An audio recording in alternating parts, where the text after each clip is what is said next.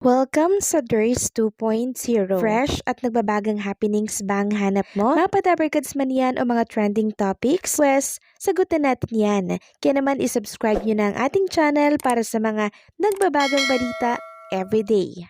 So, ayun, welcome back again sa ating YouTube channel mga Kadabarkads. And for today's video, ang pag-uusapan natin ay tungkol sa mga importanteng kaganapan sa loob at sa labas ng Itbulaga. So, kanina nga po, si Karen Aistro po mga Kadabarkads ang nag-opening number dito po sa Itbulaga. And syempre, si Miles at Paolo Ballesteros naman po, kasama po ni Bossing Vic Soto dito po sa Therapy. Si Raisa Maydiso naman mga Kadabarkads ay nakatoka dito sa Sugod Bahay mga kapatid, at kanina nga po mga Kadabarkads ay naulanan po si Raisa May. Kasi habang ginagawa po nila yung show, bigla namang umulan mga Kadabarkads. Kaya sayang po yung make-up ni Raisa. Pero kahit na umulan mga Kadabarkads, tuloy pa din po ang programa, tuloy pa rin po ang Sugod Bahay mga kapatid. Sabi nga nila rain or shine, may Sugod Bahay mga kapatid, dahil ang mga Dabarkads host natin talaga namang for the go, kaya naman love na love sila ng mga Dabarkads natin. By the way, ang Sugod Bahay mga kapatid po mga Kadabarkads ay nandirito po sa Antipolo City. And siguro mga Kadabarkads nagtatanong po kayo kung bakit walang Maine Mendoza ngayon sa Itbulaga. And ayon nga po sa ating pagsasaliksik mga Kadabarkads, si Maine Mendoza po pala ay nakabakasyon kasama po ni Kong Arjo Atayde, dito po yan sa Siargao. So linggo pa lang po pala umalis na po itong si Maine Mendoza patungo po ng Siargao mga Kadabarkads. And eto nga po yung ilan sa mga picture ni Maine Mendoza. Talagang in-explore po nila ang Siargao mga Kadabarkads. Pumunta sila dito sa Sohoton Cove and nagpunta rin sila sa Gayungan Montel Scenery.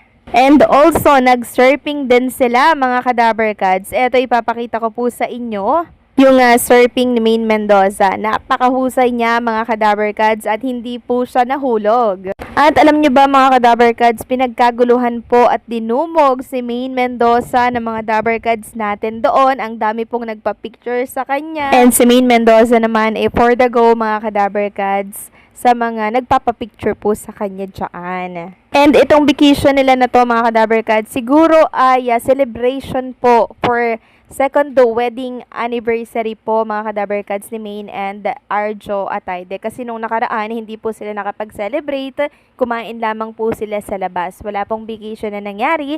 Kaya siguro ngayon mga Kadabarkads bumawi si Maine and Arjo Atayde. Samantalang inireveal na po ni Ma'am Jenny F ang sekreto po dito sa plywood scene ni Maine Mendoza and Mr. Alden Richards. So yung paglaglag po pala mga Kadabarkads ng plywood na yon, wala pong nakakaalam. Parang si Alden Richards lamang. Pero si Maine Mendoza hindi niya po yun alam mga Kadabarkads. At kung sakali daw na hindi malaglag yon, meron pong mangyayaring iba. And also, pwede po palang maipit yung paa ni Maine Mendoza doon or ni Alden Richards, kaya dapat sumunod lamang sila sa instruction po ni Ma'am Jenny F.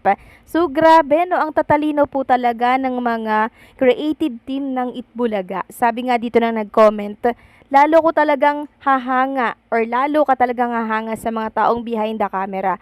Biruin nyo yung walang naka-anticipate na merong haharang na plywood bigla. Pero kung sakali pa lang pumalpak at hindi bumaba yung plywood, may naka-standby ng mga kidnappers at pasok pa rin sa flow ng story kasi dun napupunta talaga ang kwento.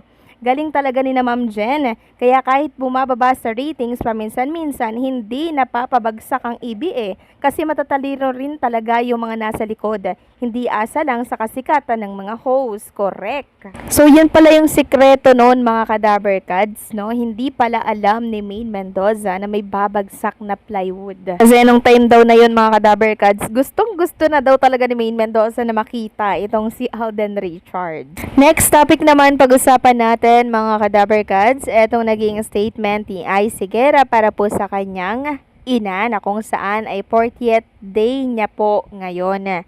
Sabi niya nga dito, tomorrow will be the 40th day since I last saw you. Minsan hindi pa rin ako makapaniwala na wala ka na. Na hindi na kita makikita, nagigising ako na wala na akong nanay. Naalala ko na yoong huling araw na nakasama kita. Hindi dumapo sa isip ko na yun na pala ang huli. Na mahawakan, huling araw na mayayakap, hindi pa rin ako makapaniwala na ganoon lang kabilis. Ang sakit pa rin, mama. Ang hirap pa rin tanggapin. Kahit may mga araw na parang normal, bigla akong sasampali ng katotohanan. Katotohanan kahit gusto kitang makita, wala nang pag-asang mangyayari pa ito. Sana sa panaginip, kahit saglit, makasama kita ulit. Miss na miss ko na ang lambing mo. Grabe naman, ay sigera, no? Naiyak naman ako sa iyong statement dito tungkol sa iyong mama. Kasi alam mo yun, mga Dabber Cats, parang ramdam ko yung sakit na pinagdadaanan po nitong si Ice Higuera. So, pakatatag ka lang, Ice. Mapagtatagumpayan mo din yan. Next topic naman, pag-usapan natin mga ka-Dabber Cats ang tungkol dito sa programang Itbulaga na kung saan ay nadadrag na din or nadadamay na din po sa politika dahil sa naging statement po ni Tito Sotto tungkol doon sa desisyon ng Supreme Court tungkol doon sa impeachment po ni BP Sara Duterte. Sabi dito ng ABS-CBN News, naniniwala si Senator Vicente Sotto III na questionable daw ang ilang bahagi ng desisyon ng Korte Suprema na idiniklarang unconstitutional ang articles of impeachment laban kay Vice President Sara Duterte. So, paano po nadamay ang Itbulaga, mga ka-Dabber Cats dito? Meron kasing mga netizen na nagko-comment dito at nababash na din po, mga ka-Dabber Cats, ang Itbulaga. Sabi dito ng isang netizen, kino-question mo yung desisyon ng korte sa impeachment ni BP Sara.